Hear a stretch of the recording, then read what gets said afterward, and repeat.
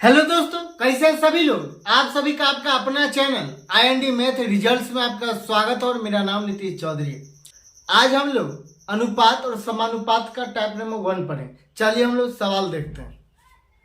सवाल कहता है ये 5600 रुपया को A, B और C और D में इस तरह विभाजित करते हैं कि A अनुपात B 1:2 है, B अनुपात C बराबर 3:1 है और C अनुपात D बराबर 2:1 है। तो A प्लस B का हिस्सा क्या होगा। यहां से सबसे पहले हम लोग A अनुपात B अनुपात C अनुपात D निकालें। है A अनुपात B अनुपात C अनुपात D। A अनुपात B क्या है, तो 1:2 है। B अनुपात C क्या है, ये 3:1 है और C अनुपात D क्या है, 2:3। यहां से A अनुपात B अनुपात C अनुपात D निकालें तो यहाँ कुछ नहीं है, यहाँ पर कुछ नहीं है, यहाँ पर कुछ नहीं, तो ये 2 हो जाएगा, ये 2 हो जाएगा। यहाँ पर कुछ नहीं तो ये 3 हो जाएगा, यहाँ पर कुछ नहीं तो ये 1 हो जाएगा, यहाँ पर कुछ नहीं तो ये 2 हो जाएगा, यहाँ पर कुछ नहीं तो यही 2 हो जाएगा। अब ये सभी को आपस में गुना कर देंगे। ये सभी को गुना कर देंगे तो 3 एकम 3 है, 3 दूना 6 तो ये 6 अनुपात 3 दूना 6 6 दूना 12 तो ये 12 अनुपात 2 एकम 2 2 दूना 4 तो ये 4 अनुपात 2 एकम 2 द्वितीय 6 तो ये 6। अब ये 2 से काटेंगे तो 3 अनुपात 6 अनुपात 2 अनुपात 3। ये सभी को आपस में जोड़ेंगे तो ये 6 3 9 9 9 9 2 11 11 3 11 3 14।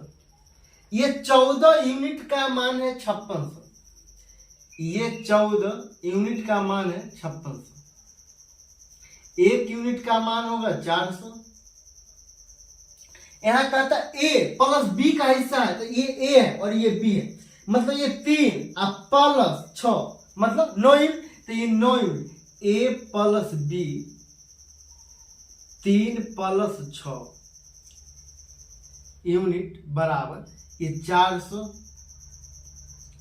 गुना 9, 400 गुना 9 तो ये 9 यूनिट है, तो ये 9 यूनिट बराबर 3600। यही आंसर। चलिए हम लोग अगला सवाल देखते हैं। अगला सवाल कहता है 94 को 2 भागों में इस प्रकार विभाजित किया गया है कि पहले भाग का 5वां हिस्सा दूसरे भाग का 8वां हिस्सा 3:4 के अनुपात में है। तो पहला हिस्सा क्या है। हम लोग मानेंगे पहला हिस्सा A दूसरा हिस्सा B।